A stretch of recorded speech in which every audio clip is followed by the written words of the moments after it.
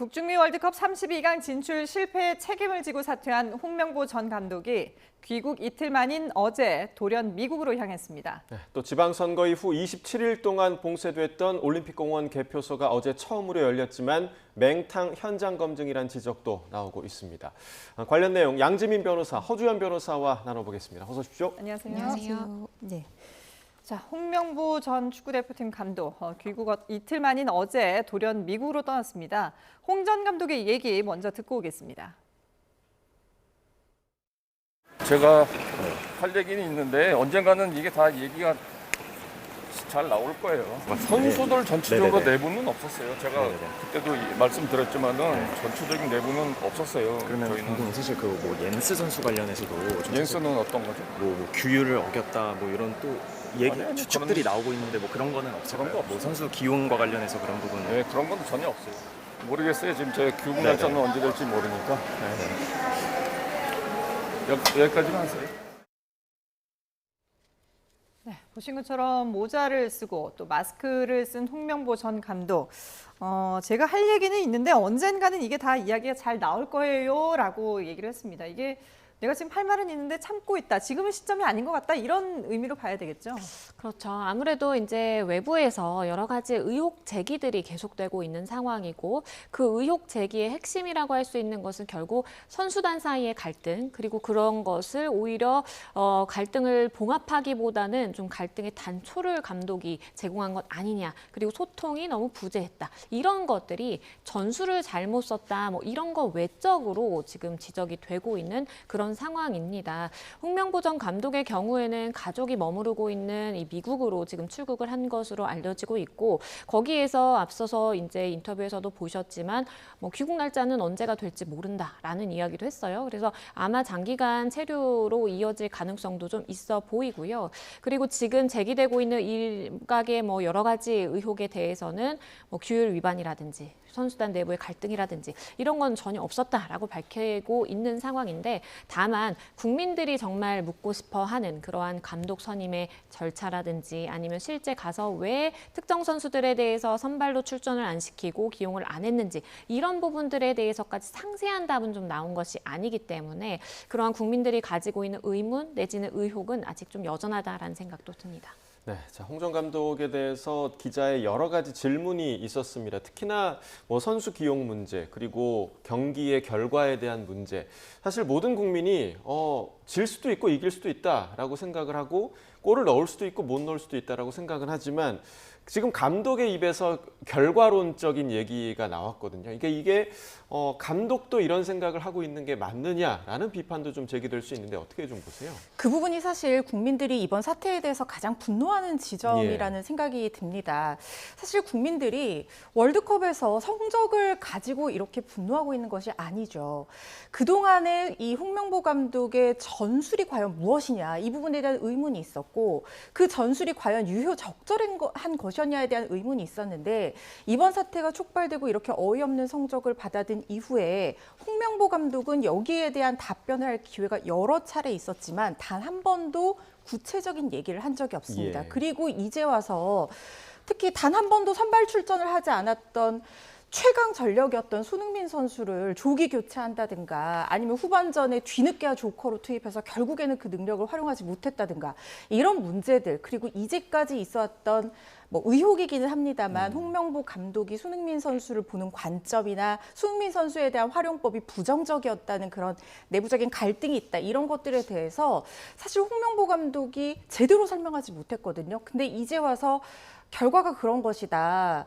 어떤 선수를 넣었을 때 잘 전술이 구현되는지 여부에 대해서는 감독도 확신할 수가 없고 결과적으로 이 선수가 들어갔을 때 잘하면 좋은 거고 아니면 감독 탓인 거다 이렇게 얘기하는 것은 감독이 할 수 있는 얘기가 아니라 경기를 보는 저 같은 일반적인 국민이 할 수 있는 얘기지 실제로 경기를 준비하면서 어떤 선수들을 언제 배치를 하고 어떻게 쓸 건지에 대한 전술을 연구하고 그걸 위해서 노력해야 되는 홍명보 감독이 내놓을 만한 답변은 지금으로서는 더더욱 아니라는 생각 듭니다. 예.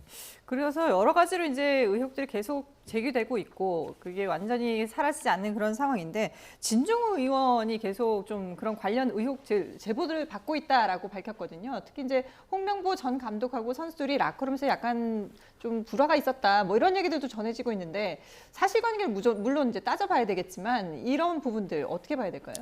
일단 정확한 사실관계는 뭐 당사자들에 의해서 확인된 것은 아니고 네. 진중호 의원이 이제 제보를 받았다라고 전해지는 내용인데 라커룸에서 이 멕시코전이 끝나고 홍명보 감독이 라커룸에 들어갔더니 손흥민 선수가 이제 다른 선수들과 막 얘기를 하고 있었다는 네네. 거예요. 그런데 무슨 얘기를 하고 있었냐라고 했더니 손 선수가 주장이잖아요. 그래서 이제 경기 내용에 대해서 얘기를 하고 있었다라고 하니까 홍명보 감독이 그걸 내가 얘기해야지 왜 네가 얘기하냐. 다른 선수들 다 나와라 해서 좀 좋지 않은 분위기가 만들어졌다는 거거든요. 그런데 이게 경기에 어떤 영향을 미쳤는지 그리고 이렇게까지 된 것에 정말로 세간에서 의심하고 의혹을 제기하는 홍명보 감독이 손흥민 선수와 사이가 좋지 않다라든가 홍 감독이 손 선수를 질투한다라든가 이런 추측성 얘기들이 원인이 돼서 이런 상황까지 만들어졌는지는 좀 다른 영역이라는 생각이 들어요. 네네. 일단 그런 어떤 분위기가 있었다는 것이 사실로 설령 확인된다고 하더라도 이것이 대표팀의 전력에 영향을 주지 않을 수 있어야 하고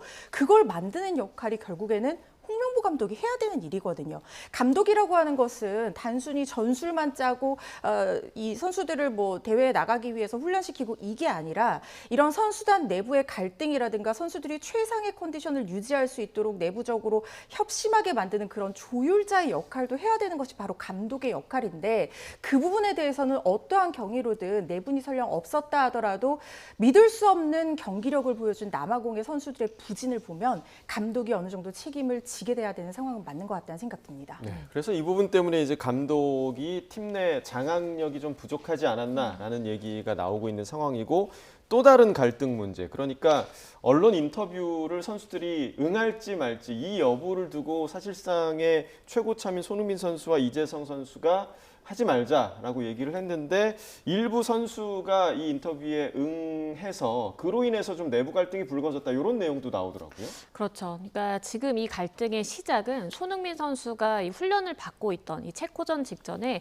훈련을 받고 있던 모습을 이 취재진들, 일부 취재진들이 보면서 이렇게 조롱 섞인 이야기를 한 것이 그대로 방송으로 나가게 되면서 이 부분에 대해서 선수단이 항의하는 차원에서 손흥민 선수라든지 이재성 선수, 일명 뭐 9위라인으로도 불리는 이 선수들이 인터뷰 보이콧을 했고 예. 다만 96라인으로 또 불리는 뭐 황희찬, 황인범 선수는 일부 보이콧은 한 것으로 보여지는데 일정 시점 이후에는 또 인터뷰에 응하다 보니까 이 9위 라인 그리고 96 라인 사이에 또 갈등이 있는 것 아니냐. 그리고 이러한 갈등이 생기게 된 또 원인으로는 홍명보 전 감독이 인터뷰 보이콧을 갖고 이제 해제하라는 압박을 가하게 되면서 결국에는 어린 선수들이 이제 먼저 인터뷰에 나설 수밖에 없었고 이러한 사건을 일련의 사건들을 둘러싸고 감독과 선수들, 선수 내부에서 굉장히 갈등이 이제 빚어질 수밖에 없는 상황이었다라는 것이 제기가 되고 있는 것이고 사실 우리가 월드컵이라는 큰 무대에서 뛰면서 이 팀 스포츠이기 때문에 하나로 단합이 돼서 뛰어도 막강한 이제 팀들을 상대를 해야 되는 그런 어려움이 있는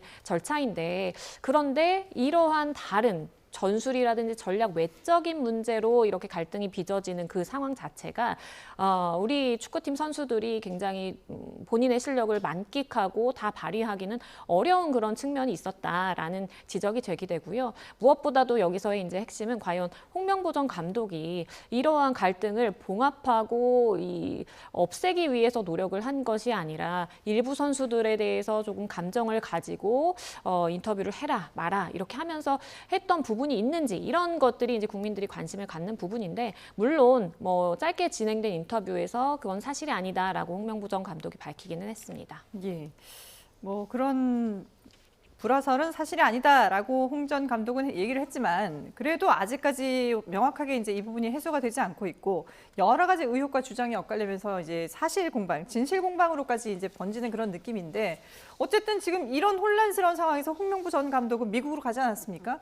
그런데 홍 전 감독을 둘러싼 또 의혹들도 있잖아요. 이런 부분들 뭐 앞으로 청문회라든지 경찰 조사라든지 여러 가지 과정이 남아 있는데 이 시기를 홍 전 감독이 외국에 나가 있다는 건 어떻게 봐야 됩니까?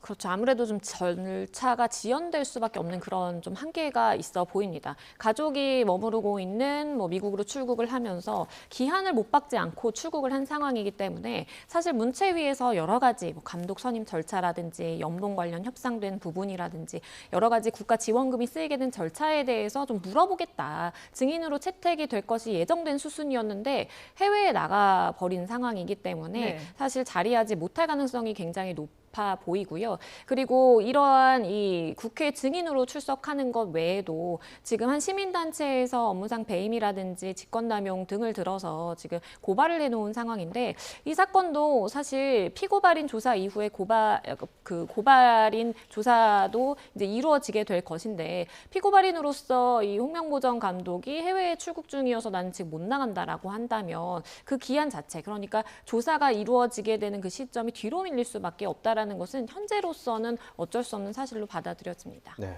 그러니까 이제 청문회나 수사 일정이 잡히게 되면 이번 출국이 회피성 출국이었는지를 좀 판단할 수 있는 그런 지점이 될 것 같고요. 자, 그리고 어제 잠실 개표소 이야기로 좀 넘어가 보도록 하겠습니다. 봉쇄 시위가 27일 만에 시작된 지 27일 만에 국조특위에서 그 개표소 현장 진입에 성공을 했습니다. 근데 사실 저희가 저희 시간대에 그 장면을 좀 중계를 좀 해드렸는데 생각보다 국조특위 위원들이 일찍 나왔거든요. 그러니까 뭐 한 1시간 이상 걸릴 거다라는 얘기와는 다르게 30-40분 정도 만에 밖으로 나오는 모습이 포착이 됐어요. 그래서 좀 부실 검증이 아니었냐 이런 지적이 있더라고요. 그런데 현장에서 국조특위 위원들이 실질적으로 뭔가 행위할 수 있는 그러니까 권한 여부와는 별개로 뭔가 투표함을 개봉해서 그 안에 내용을 확인한다든가 영상을 찍는다든가 이렇게 한다는 거는 법적으로도 문제가 생길 수도 있고 지금 갈등 상황을 해결하는 데도 그렇게 도움이 되지 않는다는 판단을 한 것이 아닌가 하는 생각이 듭니다. 말씀하신 것처럼 한 40분 정도 현장 조사가 진행이 됐고 그 안에 뭐가 있는지 도대체 어떤 상황인지 정도까지만 확인을 하고 나온 것으로 파악이 됩니다. 예. 그 안에서 뭐 투표지 분류기, 개수기, 그다음에 뭐 관련한 어떤 개표 관련한 어떤 장비들을 확인했다고 하고요. 그리고 우리가 궁금해하는 그 송파구 투표소에서 이송된 투표함 400여 개 넘게가 확인이 됐고 투표용지 247만 장이 그대로 있었다고 합니다. 그런데 일단 투표가 돼서 투표함에 들어가서 이게 봉인이 한번 돼버리면요. 이거는 선거 소청이라든가 소청이 기각됐을 때의 소송 절차 등을 통해서 재검표라든가 이런 절차들이 법원의 명령에 의해서 이루어지기 전까지는 이걸 누구도 함부로 개봉을 할 수가 없도록 되어 있습니다. 네. 특히 지금 이런 재검표를 해야 된다 아니면 재선거를 해야 된다라는 얘기까지 나오고 있을 정도로 갈등이 심하고 시민들이 27일 동안 봉쇄 시위까지 전개를 하고 있는 이 상황에서 아무리 이 국조특위 조사단이라고 하더라도 이 봉인을 함부로 열었다라가는 무슨 문제가 또 추가적으로 발생할지 모르기 때문에 일단은 상황만 파악하는 정도에서 조사를 마친 거라는 그런 생각이 듭니다. 예. 자, 그리고 또 이 투표지 이송을 두고 이견이 드러나기도 했는데요. 관련 내용 들어보고 오겠습니다. 보관되어 있는 장소가 원래 이 경기장의 샤워실이에요. 그렇다 보니까 안에 CCTV가 없는 거고 그래서도 안정적으로 관리가 된다는 것을 느낄 수 있는 곳으로 하루빨리 움직이는 것을 검토를 해야 된다는 겁니다. 그러니까 언제 특검이 발족될 수밖에 없는 상황인데 저는 이게 함부로 옮겨서는 안 된다는 생각이 들고 CCTV 자체가 지금 사각지대가 없는지 확인하는 게 우선이에요. 적극적으로 중앙선관위의 제안을 우리가 공개적으로 재검표하는 것을 한번 긍정적으로 검토해 주시라는 부탁의 말씀드리고 국정조사와 특검이 같이 꼭 가야 된다는 말씀도 올립니다. 예. 어제 이제 그 국조특위 위원들이 들어가서 당장은 거기 봉인돼 있는 테이프로 봉인돼 있고 거기에 또 이제 도장까지 찍혀 있는 그러니까 절대 함부로 건들 수 없는 상황이었기 때문에 그냥 나오긴 했지만 또 저 투표용지를 과연 저기다 그대로 둘 것이냐 이 부분을 두고도 상당히 또 의견이 엇갈렸던 것 같아요. 맞습니다. 그러니까 양측의 주장의 근거가 다 이해는 되긴 합니다. 네. 왜냐하면 지금 저 장소가 많은 시민들에 의해서 지금 아예 봉쇄가 되어 있기 때문에 체육단체들의 피해도 막심하고 그렇죠. 그렇기 때문에 과연 저 장소에 보관하는 것이 맞느냐. 오히려 객관성을 담보할 수 있는 절차들을 우리가 마련을 해서 생중계 형식으로 수사기관이 입회하고 공정한 절차를 통해서 이제 이동을 시켜서 더욱 안전하게 보관하는 것이 맞지 않겠느냐라는 목소리가 존재를 하는 것도 사실인데요. 다만 법적으로 보자라고 한다면 저렇게 보관이 되어 있던 그 당시의 상황 그리고 위치, CCTV가 미비했다라는 부분 이런 것 자체도 하나의 정황의 증거로서 활용이 될 수 있는 부분이기 때문에 네. 다만 다른 체육단체들과 이렇게 이동을 하는 데에 지장이 없을 만큼의 일정 정도의 봉쇄를 한 상황에서 저 상황 자체를 보존하는 것이 좀 맞다라는 생각도 들고요. 지금 이 주진우 의원이 이야기를 한 것처럼 혹시나 이제 특검이라든지 다른 또 절차가 개시될 수가 있는데 그렇다라면 가장 중요한 것은 당시에 어떻게 어떤 식으로 저 투표지나 박스들이 관리가 되어 왔고 그 현장에 일련들의 시간의 구조를 맞춰보는 절차를 진행을 하게 됩니다. 그 과정에서 증거를 수집하게 되는 것인데 이것이 이동하면서 혹시 분실 내지는 또 다시 공정성이라든지 객관성을 담보할 수 없는 절차가 발생했을 때에는 그야말로 우리 사회의 갈등이 더 이상 종잡을 수 없을 정도로 커질 수도 있다는 생각이 들어요. 그렇기 때문에 지금 물론 미비한 부분이 많고 저렇게 쓰레기들과 함께 그리고 필요 없는 물품들도 막 뒤섞여 있는 좀 어수선한 모습이기는 하지만 어떠한 법적인 결정 내지는 수사기관의 결단이 있기 전까지는 함부로 손을 대는 것은 조금 위험할 수도 있겠다라는 생각도 듭니다. 네, 그리고 이제 저희가 마지막으로 들어봤지만 윤상현 위원장이 재검표 얘기를 했거든요. 근데 뭐 재검표가 이루어진다고 하더라도 그 재검표까지의 법적인 그런 과정도 절차도 있지 않겠습니까? 그렇죠. 그러니까 재검표라는 것이 우리가 의혹이 있고 저거 아직 봉인되어 있어서 사실 검표가 안 됐으니까 우리가 해보자라고 목소리를 낼 수는 있지만 법적인 절차를 통해서 가능하다라고 보셔야 되겠고 선거소청이라든지 무효소송을 통해서 또한 법적인 그리고 법원의 객관적인 그 판단이 있어야만 그 이후에 저 투표소들 그 개표를 할 수 있는 그 근거가 마련이 된다라고 보는 것이 맞겠고 저 투표 용지라든지 아니면 이 개표가 되지 못한 그런 일부 그 표라든지 이런 부분에 대해서도 섣불리 또 지금 손을 댈 수가 없는 그런 상황이기 때문에 의혹이 있기 때문에 이거를 뭐 재검표해보자 다시 좀 열어보자라는 목소리를 낼 수는 있겠지만 사실상 법적인 판단이 없이 법원의 판단 없이는 불가능한 절차다라고 보여집니다. 예. 자, 이런 상황에서 어쨌든 지금 저 투표지가 있는 개표소가 핸드볼 경기장이거든요. 그동안에 이제 체육관계 그 단체 관계자들이 저기 출근도 못하고 일을 전혀 못하고 있는 상황이었는데 어제 사실 문이 열렸을 때 아, 이제 우리 들어갈 수 있나 보다라고 생각을 했을 텐데 다시 봉쇄가 됐습니다. 어떻게 해야 됩니까? 일단 지금 일정 기간 체육단체 관계자들의 업무 차질은 피할 수 없는 상황이라는 생각이 듭니다. 지금 막상 들어가 봤더니 샤워실이어서 안에 CCTV도 없고 그리고 지금 이게 사실은 선관위가 법에 따르면 이 투표와 관련한 서류 투표함 이런 것들은 보관할 의무가 있거든요. 예. 그래서 지금 법원에서 증거보전 신청도 기각을 했지만 또다시 이제 제기가 된 상태인데 여기서 가지고 나와서 재검표를 하든 아니면 뭐 어떻게 되든 그 결론이 일단 나와야지 지금 이 핸드볼 경기장 안으로 정상적인 진입과 이용이 가능할 거라는 생각이 들고요.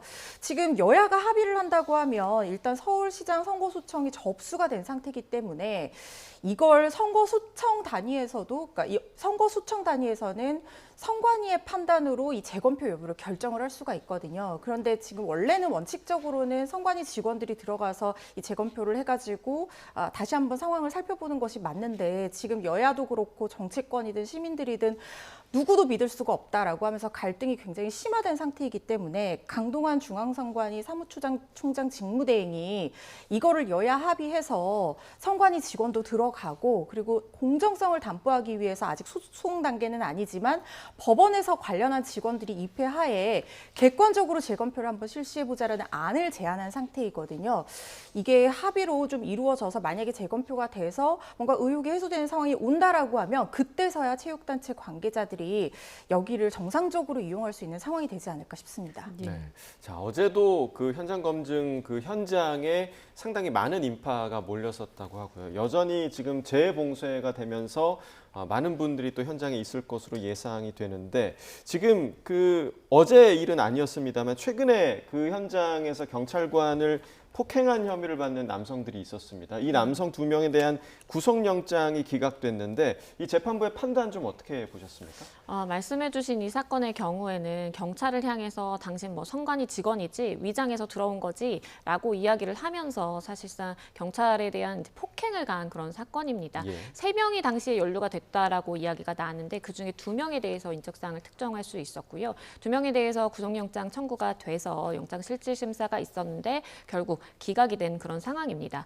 법원이 판단하기로는 증거인멸이라든지 이제 뭐 도주의 우려가 없다라고 판단한 것으로 보여요. 사실 당시에 경찰이 이제 진입을 하면서도 체증을 위해서 뭐 당시 상황을 녹화한다라든지 아니면 뭐 사진, 영상으로 다 남겨놨을 것으로 보여지는데 이러한 것들이 다 증거로 체증이 된 상황이기 때문에 증거인멸의 우려가 없다라는 것이 주요한 판단의 원인이었다라고 생각이 되고요. 다만 이런 사건의 경우에는 저 남성의 경우에는 뭐 일단은 지금 구속이 되지 않은 상황이지만 자유의 몸이 되어서 지금 저 현장으로 다시 달려갈 그런 가능성도 사실 배제할 수는 없거든요. 예. 그 현장에서 또다시 경찰과 어떠한 물리적인 충돌이라든지 문제가 있다라고 한다면 그때에는 좀 결과가 달라질 수도 있다는 생각이 들고 그 외의 사건으로도 지금 SNS에 허위 영상이라든지 여러 가지 글을 올린 이 20대 여성도 피의자 조사를 앞두고 있는 그런 상황으로 보여집니다. 지금 이 올림픽 그 경기장을 둘러싸서 봉쇄를 하고 경찰이 진입을 하려고 시도를 하고 이 일련의 정말 이 사건들을 거치면서 지금 입건 대상자가 139명으로 지금 추산이 되고 있는 상황이거든요. 그렇기 때문에 사실 빨리 좀 이러한 갈등이 봉합이 되어야 되겠다는 생각도 들면서 한편으로는 많은 시민들이 좀 이러한 사건에 연루가 되어서 입건될 가능성이 아직도 좀 열려 있는 것 같아서 이 부분에 대한 우려의 생각도 함께 듭니다. 예. 자신의 의견을 자유롭게 표출하는 것은 당연히 보장받아야 되겠지만 그래도 또 공권력이라든지 이런 또 불미스러운 그런 상황이 더 이상 반복되지 않도록 좀 주의를 하는 게 좋겠습니다. 자, 다음 주제로 넘어가 보겠습니다. 부산 북갑 국회의원 보궐선거 당시였죠. 한동훈 후보에게 찰밥 도시락을 싸주었던 할머니. 많은 분들 기억하실 것 같은데 이 노점이 철거될 위기였는데 그 위기를 벗어났다면서요? 한동훈 후보가 지금 의원이죠. 네. 당선하는데 굉장히 중요한 역할을 했던 찰밥 할머니. 그래서 마지막 그 최후 연설할 때도 이 찰밥 할머니를 유세차 위로 올려서 이 유세하는 장면이 굉장히 화제가 됐었잖아요. 그렇죠. 이분이 구포시장 근처에서 노점상을 하는 할머님이신데 이 한동훈 후보에게 그때 당시 후보에게 토마토를 주고 그리고 한동훈 후보가 또 찾아갔더니 찰밥에 김치를 주는데 한동훈 후보가 그거를 그 번화가 한 옆에서 그러니까 노상에서 그대로 앉아서 네. 맛있게 먹방을 찍는 모습이 유튜브 조회로 무려 16만회 넘게 그때 뭐 66만회까지 갔다는 얘기가 예. 있었거든요. 지금 그냥 바닥에 철퍼덕 앉아가지고. 그렇습니다. 예. 저게 굉장히 딱 부러지는 이 조선제일공 검사의 이미지였던 한동훈 후보의 차가운 이미지를 일거에 없애버리면서 새롭게 한동훈 후보를 봤다라는 얘기를 불러일으키면서 그야말로 당선이 굉장히 중요한 역할을 했었거든요. 네.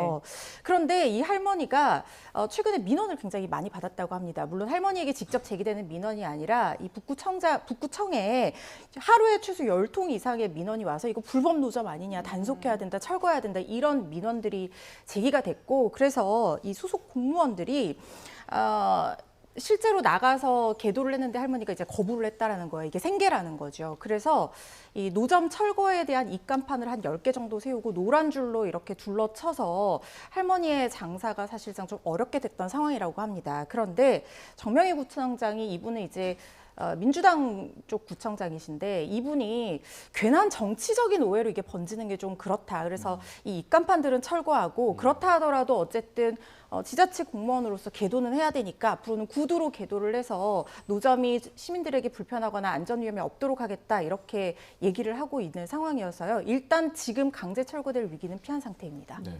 사실 이 노점상과 관련된 뉴스가 종종 이제 보도가 되긴 합니다. 그리고 실제로 강제로 철거되는 사례들도 있고 또 단속이 되는 사례들도 있는데 우리가 이제 노점상들을 좀 어떻게 바라봐야 하는가 좀 어떻게 생각하세요?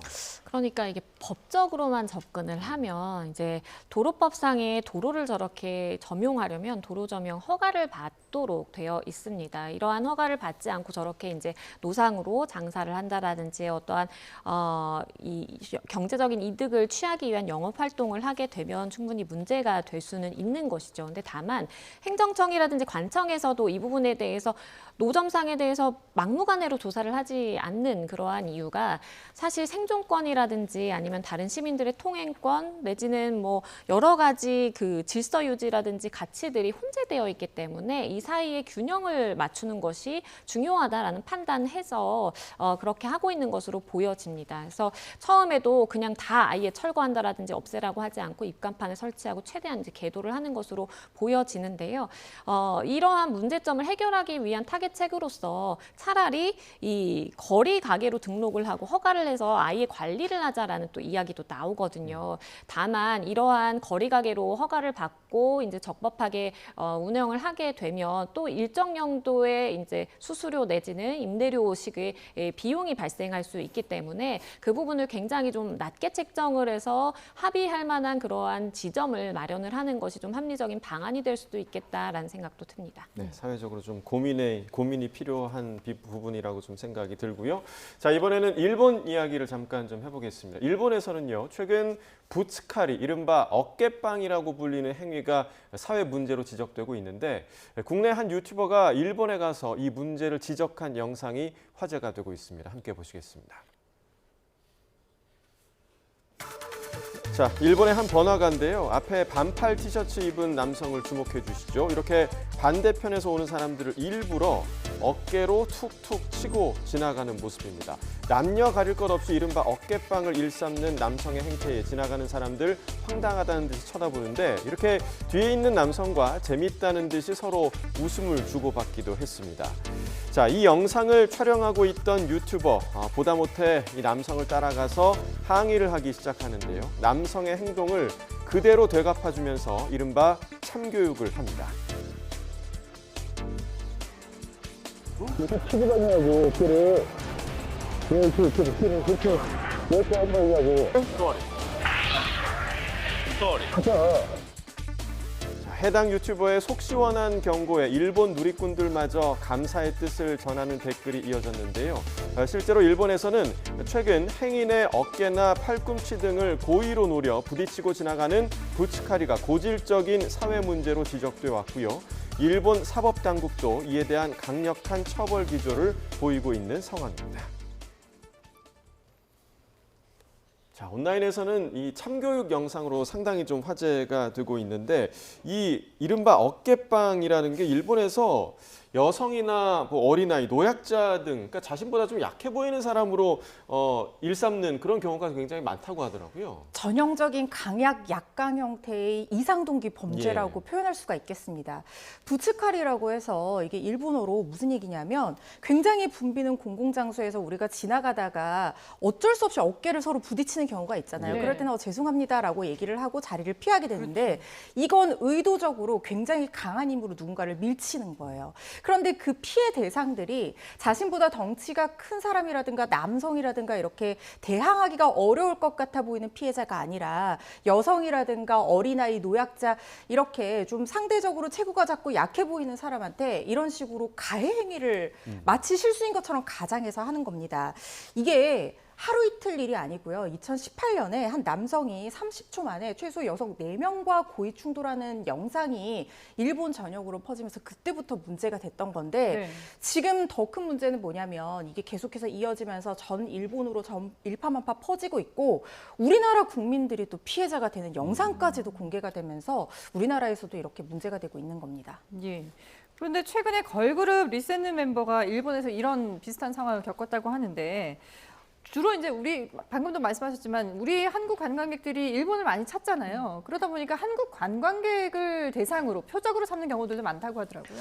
그렇죠. 지금 그런 이야기도 나옵니다. 그러니까 아이돌 멤버도 이 일본을 찾았다가 실제 이 부츠카리를 당할 뻔한 그러한 순간에 이렇게 싹 몸을 피해서 이 접촉은 피하는 그런 상황이 또 화제가 되기도 했었는데요. 이게 물론 일본, 뭐 한국, 뭐 관광객 가리지 않고 이렇게 발생을 하기도 하는데 더군다나 얼마 체류하지 않고 떠날 이 한국 관광객들에게는 더 표적이 될 수 있다라는 문제가 지적이 되기도 하고 아무리 이제 뭐 내가 이런 걸 당한다라고 하더라도 관광을 가서 잠깐 체류하는 입장에서 그것도 내가 어디 막 이렇게 부서지거나 다친 그런 크게 다친 상황은 아니기 때문에 대부분의 문제 삼지 않고 넘어갈 것이거든요. 근데 다만 일본 내에서의 처벌 조항은 마련이 되어 있다라고 합니다. 이게 뭐 어디 타박상이나 이런 걸 입지 않는다라고 해도 충분히 입건이 되는 사례들도 있고 실제 아이가 다친 경우에는 또 이제 처벌까지 된 그런 상황도 있는 상황이기 때문에 사실 이거를 가볍게 넘기기보다는 범죄 행위 하나다라고 좀 봐야 되는 시각도 필요합니다. 예, 알겠습니다. 한밤중에 일어난 사건, 정말로 많이 놀랐을 것 같은데 지난 1일 경기 양주시의 한 아파트 거실에서 무려 1m가 넘는 뱀이 발견이 됐다라는 소식이 들어왔는데 이게 좀 어떻게 된 일이었을까요? 남양 특집도 이런 남양 특집이 없습니다. 아니 그냥 평범한 앵커님과 제가 사는 아파트 거실에서 내 집에서 내가 이불 덮고 누워 있는데 네. 갑자기 이불 속에서 뭔가 한 이상한 소리가 들렸다는 상당히 거예요. 커요. 예. 그래서 이불을 열어봤더니 저런 뱀이 있었다는 겁니다. 블랙킹 스네이크, 한국말로 바꾸면 검은 왕뱀. 도대체 얼마나 크면 이름부터가 왕뱀이겠습니까? 근데 이불 속에서 잠자다가 발견됐다고 하니까 너무 놀랐겠죠. 네. 화장실 변기 주변에는 이 뱀이 벗은 것으로 보이는 허물도 있었다고 하는데 예. 이 뱀이 다행히 독성은 없다고 하지만 이걸 발견한 사람 입장에서는 무슨 뱀인지 모르잖아요. 그렇죠. 얼마나 놀랐을지 생각만 해도 아찔합니다. 그러게요. 근데 이 뱀이 과연 아파트인데 어디로 들어왔을까? 그게 상당히 궁금하거든요.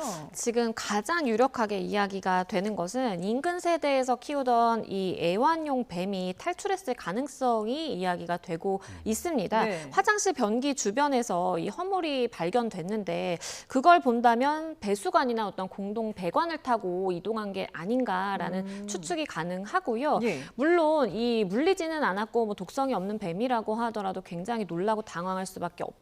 근데 이 뱀이 지금 이렇게 발견되지 않고 만약에 이제 하수구를 통해서 배관을 통해서 또 다른 곳으로 이동했다라고 한다면 인근 세대에 또 다른 피해도 사실 발생할 수 있던 그렇죠. 그런 상황으로 보여지거든요. 예. 아직 정확한 이동 경로라든지 아니면 소유자가 확인된 건 아니긴 하지만 실제 해외에서도 이렇게 공동 배관을 타고 뱀이 이동을 해서 한바탕 소동이 벌어지는 그러한 일들이 또 있었다라고 해요. 그렇기 때문에 인근 세대에 혹시나 뱀을 키웠던 세대가 있는지 좀 확인이 필요할 수도 있겠고 다만 이것이 이제 아예 이제 상수도관이라는 큰 배관을 통해서 이동했다라고 한다면 사실상 소유자를 찾기는 또 어려울 수도 있겠다라는 생각도 듭니다. 이렇게 큰 뱀을 발견하면은 어디다 신고를 해야 되나요? 일단은 119에 신고를 해야 한다고 합니다. 이게 법적으로도 야생동물 보호관리법에 따르면 이 뱀의 경우에 무단 포획을 한다라든지 살처분하는 게 금지돼 있거든요. 아, 예. 그리고 혹시나 우리가 그냥 일반인이기 때문에 이게 독성이 있는 뱀인지 아닌지 모르잖아요. 네네. 그렇기 때문에 섣불리 내가 뭐 제지를 한다라든지 어떻게 좀 처리를 하려고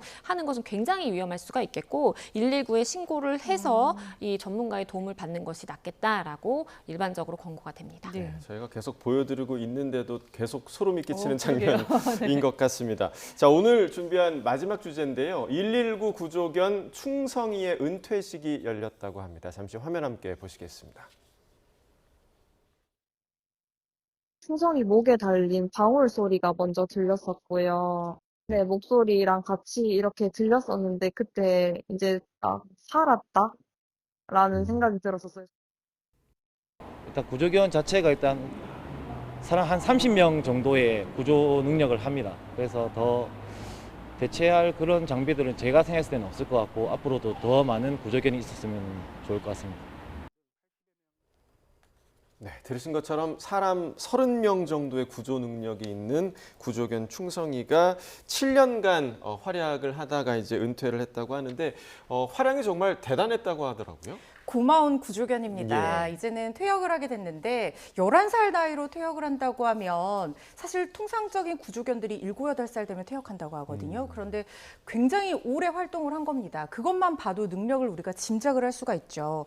산악공인 1급, 재난공인 1급을 갖춘 전문 구조견입니다. 2019년과 2022년에 전국 119 구조견 경진대회에서 1등을 하는 등 각종 대회에서 무려 4차례나 입상을 한 경력이 있는 베테랑 구조견이라고 하고요. 예. 과거 활약상 정말 대단한 게요.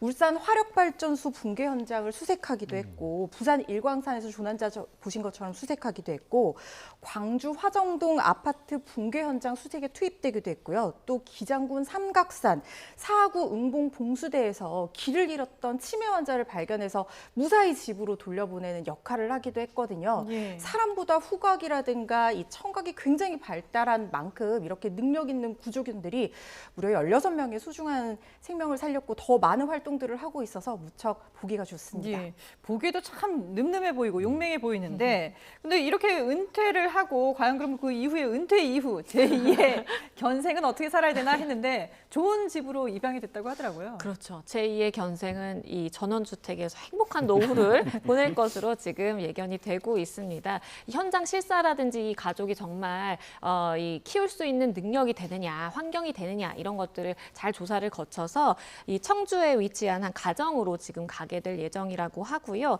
구조견의 경우에는 평생 훈련을 하고 굉장히 절제된 그 생활을 하게 마련이잖아요. 이제라도 좀 편하게 이 노후를 즐겼으면 좋겠다라는 생각이 들고 그리고 부산 소방재난본부가 밝히는 것에 따르면 충성이에게 평생 사료 그리고 일정 정도 의료비도 지원할 거라고 해요. 16명의 소중한 생명을 살렸기 때문에 이 맞는 그에 걸맞는 하나의 예우다라고 볼 수 있겠습니다. 예. 뭐 우리 나이로 치면은 8순에 은퇴를 했다고 하는데 남은 여생은 편안하게 보내길 바라겠습니다. 지금까지 양지민 변호사, 허주연 변호사와 함께 얘기 나눠봤습니다. 잘 들었습니다. 감사합니다.